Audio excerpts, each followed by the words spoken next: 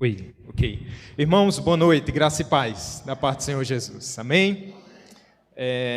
Deus é bom estarmos aqui na presença dEle, cultuando, ouvindo sobre o que Deus tem feito, né, através das missões, através da vida da missionária Catiane.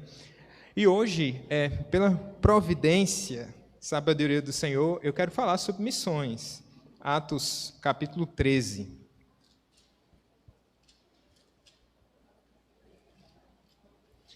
Atos capítulo 3. Tem um celular aqui. Todo mundo olhou. Será que é meu? Amém, meu irmão. Deus te abençoe, viu?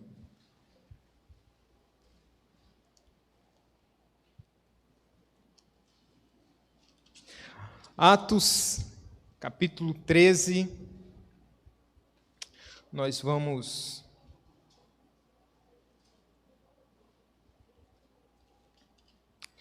meditar sobre esse texto. Quero ver com vocês a partir do versículo número 4.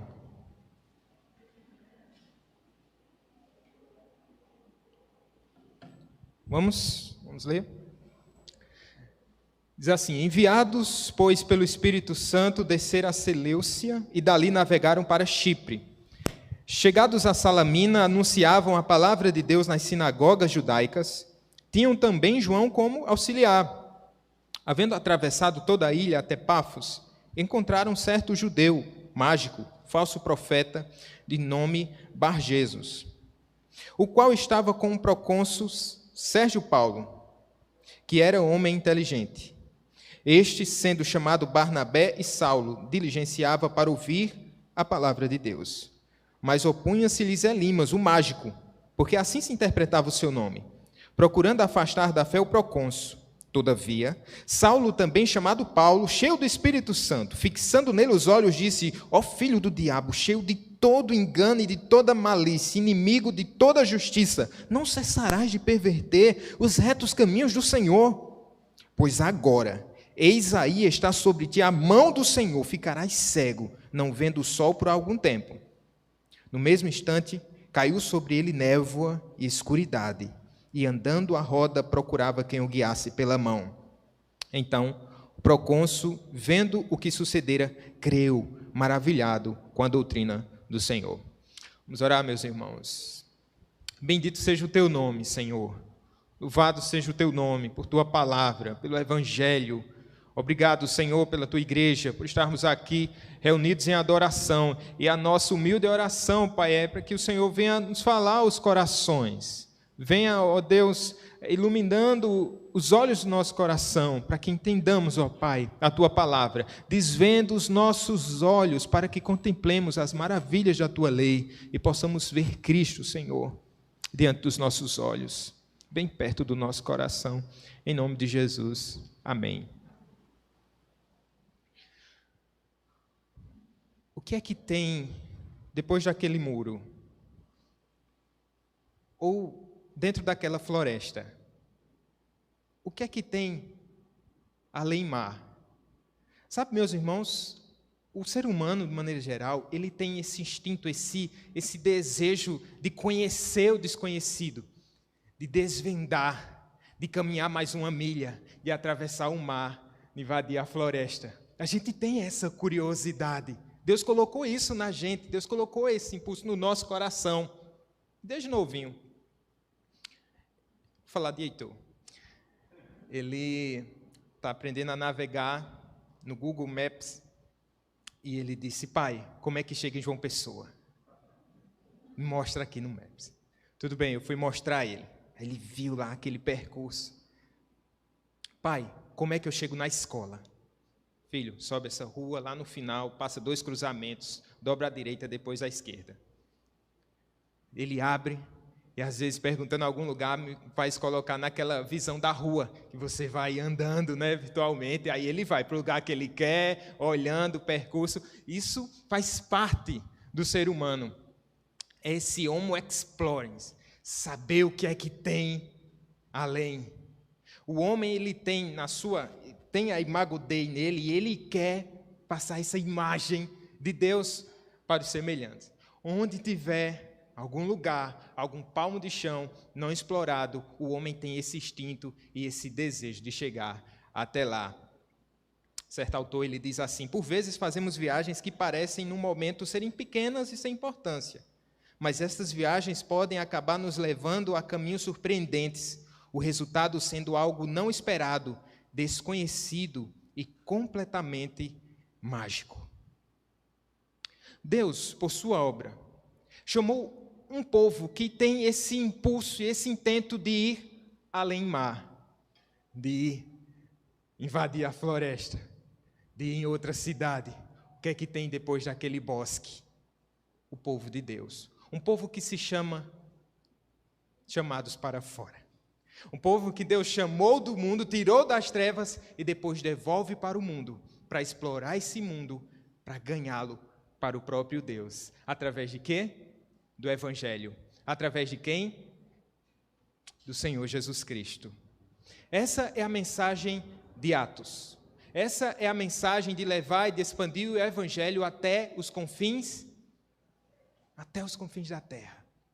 Isso está acontecendo aqui no livro de Atos. Desde o capítulo 1, quando o Senhor Jesus faz essa promessa maravilhosa de expansão do Evangelho antes da sua ascensão, ele diz assim: recebereis poder ao descer sobre vós o Espírito Santo e sereis minhas testemunhas, tanto em Jerusalém, como em toda a Judéia e Samaria e até aos confins da terra.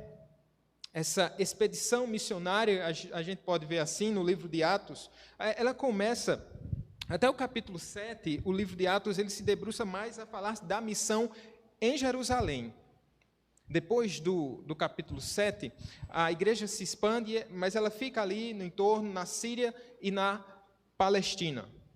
E a partir agora do capítulo 13, a gente vai ver essas viagens missionárias. Especialmente através da missão com o apóstolo Paulo. Por quê? Porque Lucas, que é o autor de Atos, ele vai seguindo no encalço de Paulo, até chegar em Roma. Obviamente, a missão ela não se restringe somente ao apóstolo Paulo. Historicamente, a gente percebe que a igreja ela se expande para outros lugares, através de outros homens de Deus. Mas Lucas está aqui olhando esse roteiro missionário do apóstolo Paulo.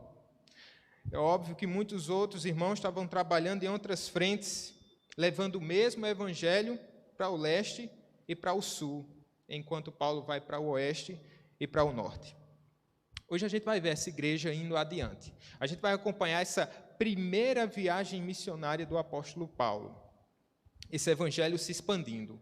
Esse evangelho que se expande na força, no poder do Espírito Santo, fazendo com que homens enfrentem desafios para ir até além, para chegarem mais longe, por causa do evangelho.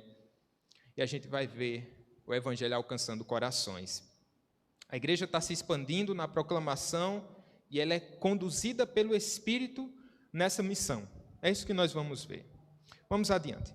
Eu quero mostrar, em primeiro lugar, para os irmãos que o Espírito impulsiona a igreja para ir além.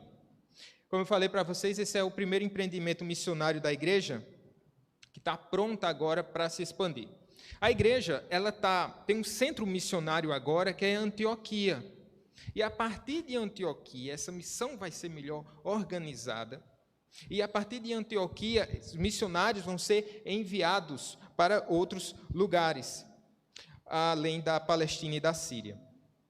É curioso porque aqui, se você olhar um pouco o contexto, no versículo 1 vai falar sobre essa igreja da Antioquia, mostrando que lá haviam o quê? Profetas e mestres. Dentre esses mestres, ele vai citar 5 líderes ali da igreja, que são Barnabé, Simeão, Lúcio de Cirene, Manaém, que é Colasso de Herodes, o tetrarca, e Saulo. Ou seja, há uma diversidade étnica aqui, cultural, desses líderes da igreja de Antioquia, que agora são chamados pelo Espírito Santo, escolhidos pelo Espírito Santo, para quê? Para aquela missão em Antioquia, mas agora especialmente o Espírito Santo, ele vai separar 2 desses líderes. E aqui nesses versículos que eu omiti no começo, vai mostrar que esses 2 líderes são Barnabé e Saulo. que depois o próprio Lucas vai chamar de Paulo, só mudando o mesmo nome agora numa língua conhecida entre os gentios. Agora, meus irmãos, eles são chamados, são separados, enquanto a igreja está reunida ainda em Antioquia, eles estão jejuando e é revelado a eles, certamente através dos profetas ali, o Deus já colocando no coração daqueles homens esse desejo e mostrando diante dos seus olhos ali um novo caminho para trilharem. O fato é que esses dois homens, eles são separados dessa igreja e agora eles estão indo adiante. É curioso porque eles são chamados nesse contexto da igreja. E daí a gente já pode entender que esses líderes, os homens, as mulheres de Deus que querem ir além, eles precisam servir na igreja local. É na igreja local que o seu caráter e os seus dons são treinados, são avaliados. E Saulo de Tarso, que a gente vai ver aqui como um grande missionário, começando esse primeiro grande empreendimento como viagem missionária, ele é um segundo agora, porque Barnabé vai liderando essa missão, mas se a gente olhar, o que foi que Paulo fez antes disso? Olha o que diz o verso 25 do capítulo 12. Barnabé e Saulo, cumprida a sua missão, voltaram de Jerusalém, levando também consigo a João, apelidado Marcos. Ele tinha levado lá uma quantia, um valor para ajudar a igreja de Jerusalém. Ou seja, o apóstolo Paulo ele era um office boy da igreja. Você vê, um homem que está sendo treinado no serviço, para o serviço. Outra coisa, a igreja separa o que eles tinham de melhor. Eram 5 líderes, e dentre esses 5 líderes, 2, olha o desfalque aí, quase metade daquela liderança da igreja é separada pelo próprio Espírito, por meio da igreja, para ir para o campo missionário. Há um costume nosso de pensar que ir para o campo missionário, de separar aquilo que se tem de pior. Vamos lá, um irmão está dando muito trabalho na igreja, e de repente a gente, irmão, vem cá. Será que você está sendo chamado para uma missão lá na Micronésia? A gente pode levantar recursos e dar uma passagem só de ida. Faz o teu nome, vai lá. O seminarista André estava falando de alguns colegas lá do seminário, ele falou sobre eu esqueci o nome dele, André, que tem bem dotado, que quer ir para o Peru. Azaf. Pronto. Um colega do seminarista André, ele comentando sobre alguns, e me chamou a atenção esse em especial, disse que ele já plantou 2 igrejas, está plantando a 2ª igreja, e quando terminar o seminário vai para o Peru, e me parece que também tem habilidades linguísticas, né, que pode ser útil na tradução do Evangelho para outras línguas. Veja, quando a gente começa a pensar que Deus tem separado esses homens, essas mulheres, que poderiam ser muito úteis na igreja local. Mas entendendo os desafios da missão, e que é necessário que pessoas que sejam experimentadas no serviço, a quem Deus deu tantos dons, uma capacidade dada do próprio Deus, Ele separa essas pessoas para irem adiante. Há uma dificuldade na igreja evangélica de uma falta de perseverança, por assim dizer, de alguns que são enviados, de maneira às vezes precipitada ou não, para o campo missionário, e quando se deparam com as muitas dificuldades, que assim, eu não tenho propriedade para falar, a irmã Catiana certamente tem muito mais propriedade para falar, dos desafios de uma missão além-mar, e aí acabam voltando. E um investimento tão alto da agência missionária, da igreja local, do presbitério, acaba indo por água abaixo. Veja, aqui a igreja está separando o que eles têm de melhor. Pessoas como, eu não sabia que a irmã ia vir, não. William Carey, Hudson Taylor, Simonton, M. Carmichael, missionária do Carmo, Catiane, pastor Adilson. Pessoas que podiam ser muito úteis na igreja local. Mas a quem Deus chamou, separou de maneira mais especial.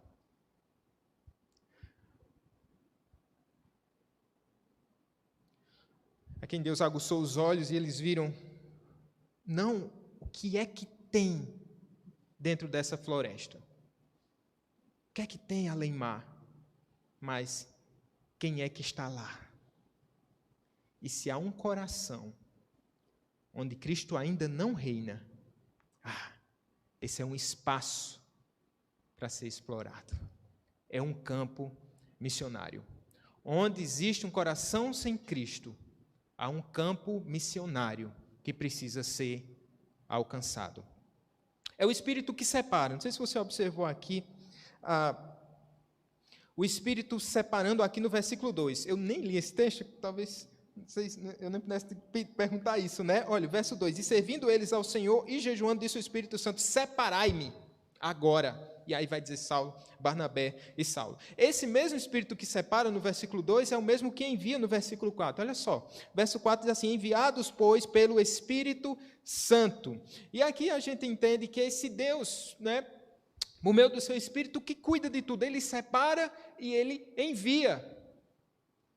Mas lembrando mais uma vez, ele usa a igreja, para que a igreja tenha esse discernimento e para que esses homens e mulheres sejam treinados na igreja local. Eles partem, Barnabé, Saulo e João Marcos, como um auxiliar. Coisa maravilhosa. Esse João Marcos é o mesmo que escreveu o Evangelho, que tem o seu nome.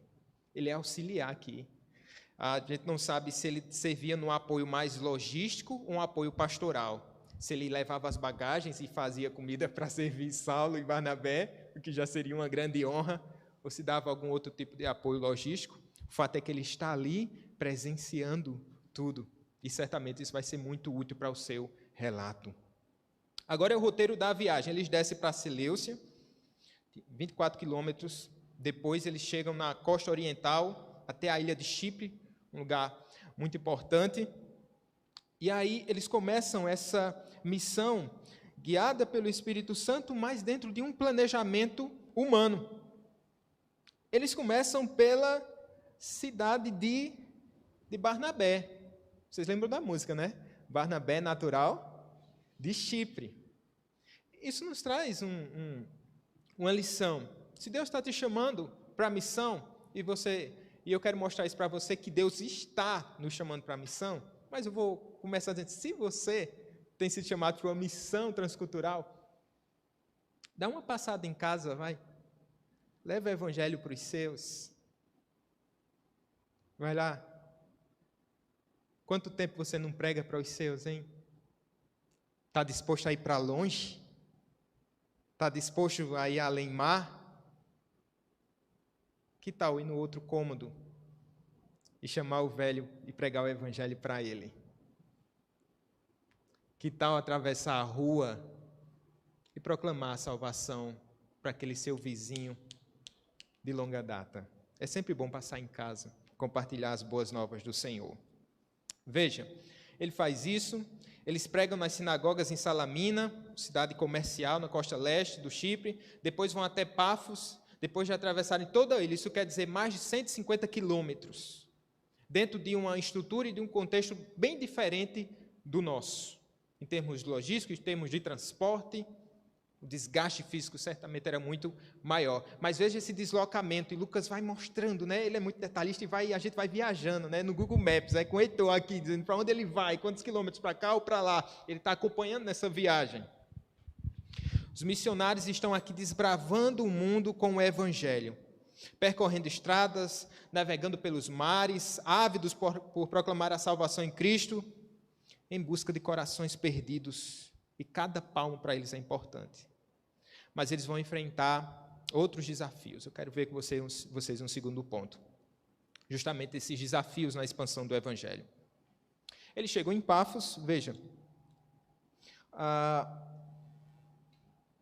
Verso 6, havendo atravessado toda a ilha até Pafos, já estão aqui. Eles são convidados pelo governador romano lá na ilha. O nome dele é Sérgio Paulo, ele é procônsul. Ele desejava uma visita, certamente já tinha ouvido falar desses homens que estavam lá, de alguma maneira, e eles são convidados para irem até Sérgio Paulo, procônsul, porque ele deseja saber mais sobre essa mensagem. Olha que interessante, no versículo 7 ainda, Sérgio Paulo, que era um homem inteligente, Lucas enfatiza aqui essa virtude desse homem, e vai mostrar depois outra virtude ainda maior. Tendo chamado Barnabé e Saulo, diligenciava para ouvir a palavra de Deus. Era esse desejo e esse interesse. E aí a gente já vê uma ação prévia aqui do Espírito Santo, como se preparando o coração de Sérgio Paulo, trazendo, despertando uma curiosidade acerca da mensagem do Evangelho. É o que o Senhor está fazendo aqui. Ele diligenciava para ouvir a palavra. Ou seja, ele buscava tempo, um horário, a agenda. Imagina a agenda desse homem. Fazia com que tivesse aquele tempo especial para se dedicar somente a ouvir Saulo e Barnabé. Ele diligenciava, ele tinha esse interesse. Talvez você está aqui nessa noite, estando aqui nessa noite, você veio certamente por um interesse de conhecer mais a Cristo. Talvez você esteja vindo a essa igreja já há bastante tempo. Talvez você esteja assistindo esse vídeo, seja ao vivo ou gravado, e o que te trouxe aqui? Muitas vezes Deus vai colocando essa sede nos corações. E se você está aqui e tem desejado ouvir a palavra da cruz, se você tem desejado ouvir o Evangelho do Senhor Jesus Cristo, sei não, hein? Eu acho que Deus tem algo muito especial para você. Eu creio que Deus quer te revelar o seu Filho amado. Que Deus abra o seu coração para que você entenda, que você creia. Em nome de Jesus. O que é que acontece? Está indo tudo muito bem, né? Bacana. Eles atravessam, não tem nenhum empecilho, nenhuma dificuldade na viagem. Quando eles chegam ali, o procônsul convida-os para eles irem até lá. Eles chegam até Sérgio Paulo, mas o texto vai mostrar que há um problema aqui. Há um homem chamado Bar-Jesus, que quer dizer filho da salvação. Ele é mágico. Olha as credenciais. Olha o contraste. Quando Lucas fala de Sérgio Paulo, diz que ele é um homem inteligente. As credenciais aqui de Bar-Jesus, ou Bar-Jesus, enfim, é que ele é um homem dado ao ocultismo, um mago, um mágico, um falso profeta. E onde é que esse falso profeta está? Ele serve a Sérgio Paulo. Ele está diariamente ali, certamente, diante de Sérgio Paulo, mostrando um truque ali, fazendo alguma coisa, uma pirotecnia, para mostrar de alguma forma algum poder oculto. Ele está ali, perto de Sérgio Paulo. Sabe o que é que acontece, meus irmãos? Muitas vezes, quando nós chegarmos a um lugar para pregarmos o Evangelho, enviados pelo Espírito Santo, Satanás já vai ter chegado até aquele lugar. Eu posso dizer que ele já chegou, porque esse mundo jaz no maligno. Então você não precisa ficar assim, espantado, quando perceber que, quando você chegar com o Evangelho, já tem alguém ali disseminando um falso evangelho, seja através do falso profeta. Você já teve essa experiência de repente, estar evangelizando alguém, estar pregando a palavra para alguém, aí de repente essa pessoa diz, olha, eu estou recebendo a visita de um grupo, e aí você diz, eu não acredito que esse pessoal chegou aqui.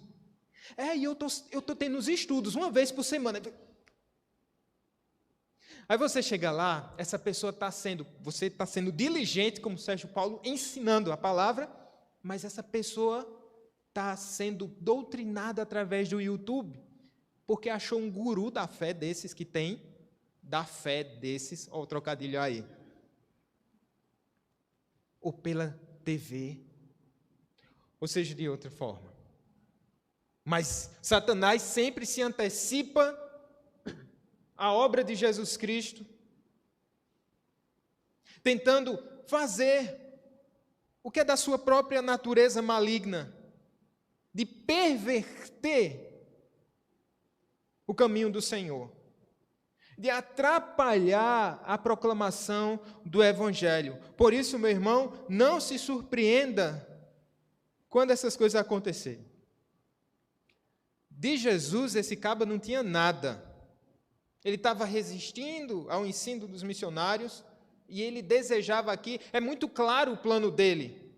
Ele quer afastar da fé o procônsul. Sabendo do seu interesse, do seu despertar da fé, ele tenta de alguma maneira atrapalhar. Talvez temeroso por perder o seu prestígio, o seu lugar, sua cadeira cativa, ali perto de Sérgio Paulo.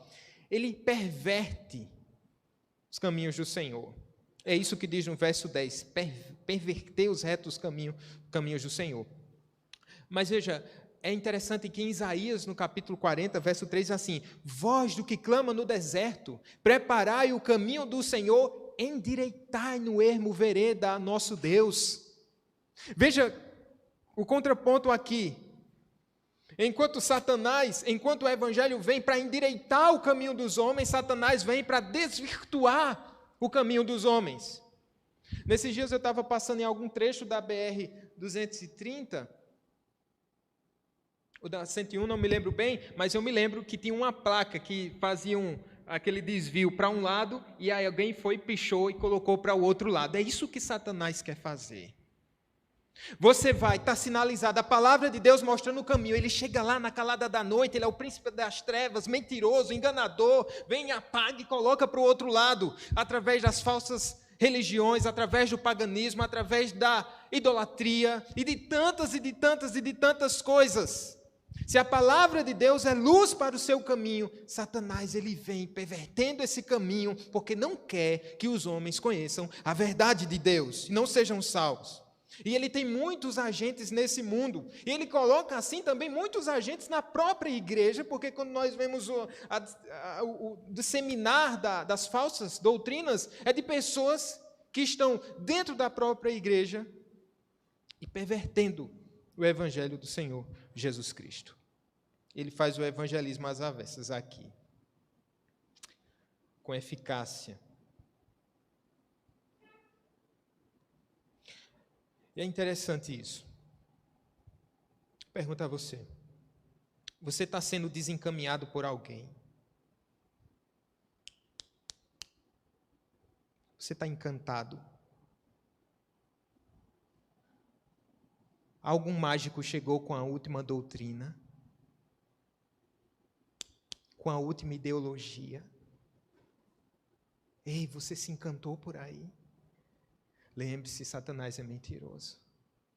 E ele vai perverter o caminho para que você erre a direção. Ele pode te seduzir, tenha cuidado. Alguém ou alguma coisa pode estar sendo enviada por Satanás para tentar impedir uma grande obra de salvação na sua vida, colocando obstáculos. Eu lembro de uma história de Ronaldo Lidório, só da ele hoje, né? O pastor contou uma história de manhã. Ele está fazendo a sua obra lá, entre os Concombas, lá no nordeste de Gana. O primeiro a se converter lá foi um feiticeiro chamado Mebá. E ele fala do seu sermão mais difícil. Depois da conversão de Mebá, esse Mebá, que era um feiticeiro, agora convertido, ele junta lá o pessoal da aldeia para ouvirem e escutarem o evangelho. Ele se prepara, mesmo assim tendo dificuldade linguística, ele ainda não dominava a língua, mas ele vai pregar ali. E aí, antes de pregar, 2 feiticeiros lá da tribo chegam para Lidório e dizem assim: olha, você não pode pregar não, o cadiá. Você não pode pregar aqui não. Nós não queremos que você pregue. E se você pregar, a gente vai atrapalhar a pregação todinha. Já pensou, pastor? Mas Lidório disse: eu vou pregar. E esses homens se colocaram a 2 ou 3 metros atrás dele. E tudo que Lidório falava, eles falavam o contrário. Deus é poderoso. Eles diziam: não existe Deus.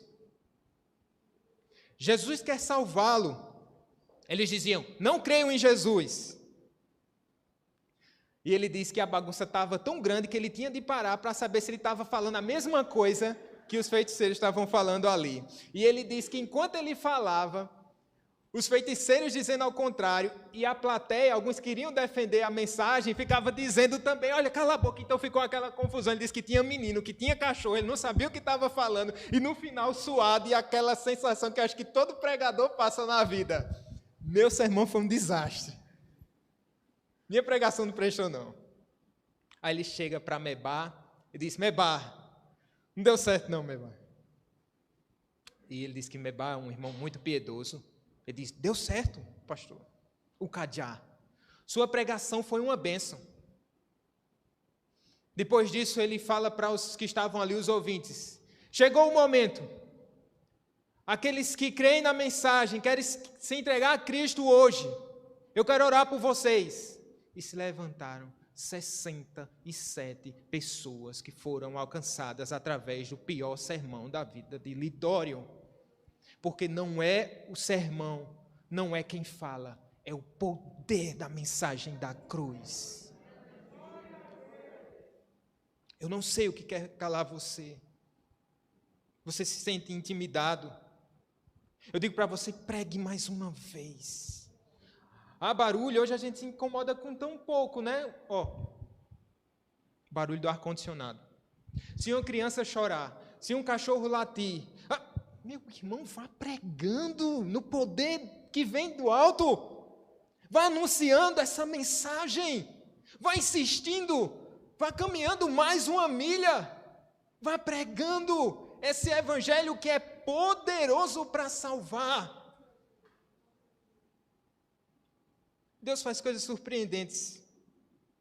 E o evangelho prevalece contra as forças do mal, não é? Eu quero passar para um terceiro ponto. Mostrar justamente isso. O evangelho, ele sempre prevalece.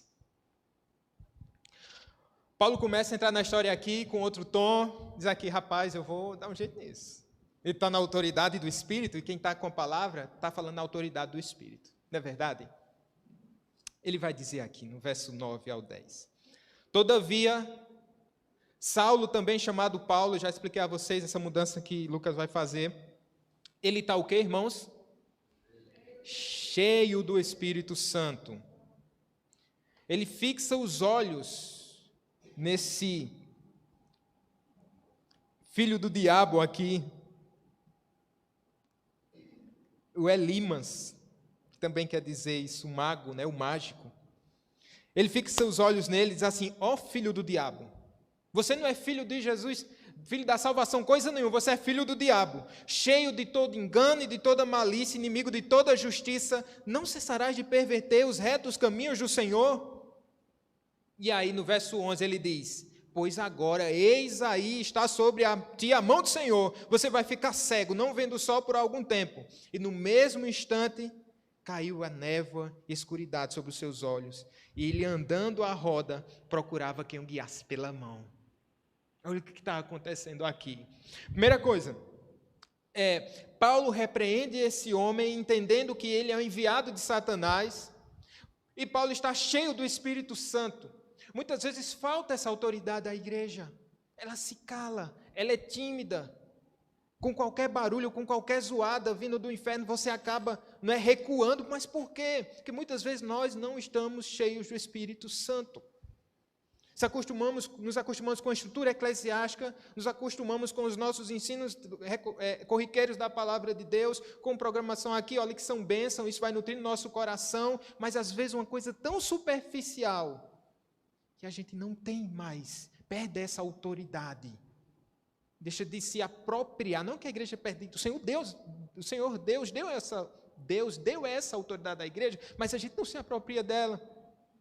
Paulo entende isso, olha, fixa os olhos nesse homem e o repreende. E aqui a gente vê que os poderes das trevas nada valem diante do poder do Espírito. Esse é um sinal que vai acompanhando Atos, na proclamação do Evangelho. Essa cegueira, ele acaba ficando cego e procurando alguém para ajudá-lo a caminhar.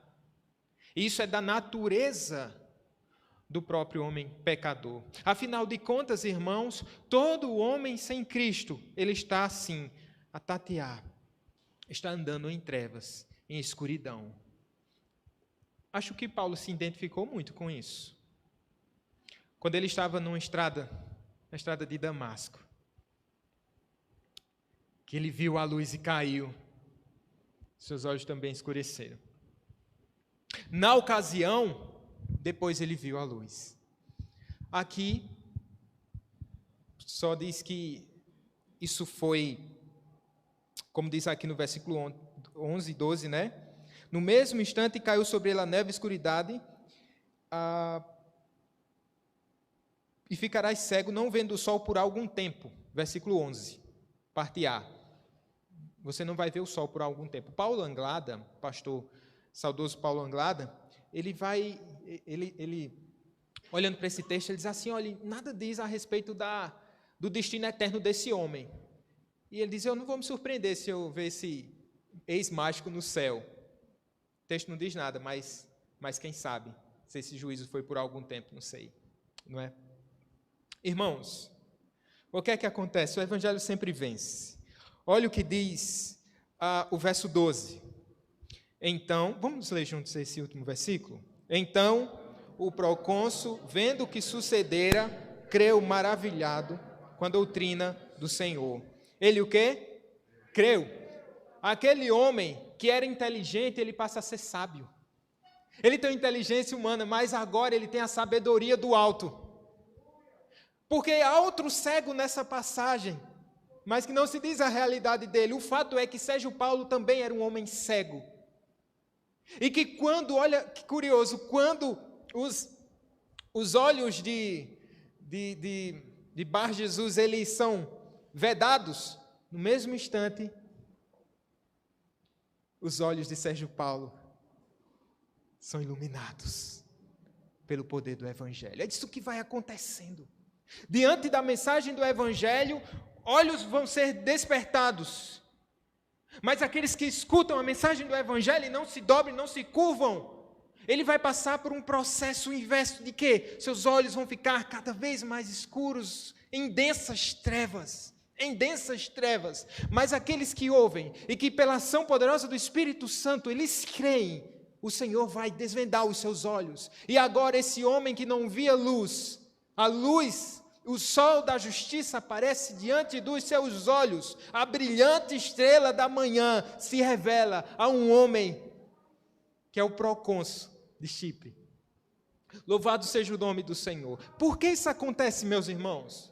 Porque a palavra de Deus é poderosa para salvar. Esse é o poder da cruz. Ele não fica mais encantado com os truques de Elimas. Porque quem conhece o Evangelho não se encanta mais com as bobagens de Satanás. Ele não é mais ludibriado. Ele recebe um colírio do alto dos céus. Lembrei de Apocalipse, né? Ele recebe esse colírio abençoado. E agora ele diz, eu era cego, agora eu vejo. Louvado seja o nome do Senhor. Meus irmãos, nós, como igreja, como homens, homo explorens, a gente gosta de explorar. A gente gosta de saber o que é que está do outro lado. A gente gosta de descobrir o que é que tem, o que é que existe além, depois das montanhas. Mas muitas vezes os homens fazem isso como uma excursão. Mas agora aqueles que foram chamados para fora, eles têm um desejo de desbravar esse mundo. Motivados e movidos agora, não por um passeio, mas por um chamado, que é tão profundo e tão forte. Chamado esse que faz com que pessoas comuns, que tinham projetos talvez e sonhos aqui em Campina Grande, bota a mochila nas costas, pega o passaporte e vai embora. Mas se você não tem passaporte, mas você tem carteira de estudante, pode ir também. Vá. Onde tiver um coração sem Cristo, há um campo missionário. E você foi chamado como igreja, chamado para fora, para pregar esse evangelho. De um Cristo que olhou das alturas, um Deus trino, e viu um mundo de escuridão, que ele vem desbravar esse mundo. Morre numa cruz maldita, sobe aos céus e manda o seu Espírito para despertar os nossos olhos e os nossos corações. E agora, onde houver um palmo de chão nesse mundo, onde Cristo ainda não é Senhor, vá e pregue. Isso pode estar lá em Mar, ou isso pode estar bem perto de você. Há pessoas perdidas perto de você, vá e pregue. Deixa eu me perguntar, e você? Você se sente na escuridão? Você se sente perdido? Tem procurado em tantas religiões, aqui, ali, acolá, paz para o seu coração. Cristo, Ele é o único Senhor e Salvador. E quando Ele se revela, Ele coloca um desejo precioso no coração da gente. Sabe qual? De descobrir e de morar no que é desconhecido. Na Nova Jerusalém. Que Deus te abençoe. Que nos dobremos diante desse Senhor. Que cumpramos a nossa missão. Em nome de Jesus. Vamos fechar os nossos olhos, vamos orar. Senhor, eu quero agradecer por Tua palavra, que é profundamente poderosa. Obrigado pela mensagem da cruz. Ó, amado Deus, desperta corações aqui, primeiro para reconhecendo os seus pecados, chamando para a salvação. Chama, Senhor, para a salvação aqueles que ainda não Te conhecem. Chama também, Senhor, nos traz esse despertar dado pelo Teu Espírito Santo, para entendermos qual o nosso papel e qual a nossa missão aqui nesse mundo. Ajuda-nos, ó Pai, capacita-nos, levanta, Senhor, também mais irmãos, cheios do Teu Espírito Santo, cheios de dons dados pelo próprio Deus, para irem além. Ainda há tanta coisa para ser feita além mar. Mas ajuda-nos também, para que a gente passe em casa e a gente pregue o Evangelho para os nossos. Em nome de Jesus. Amém.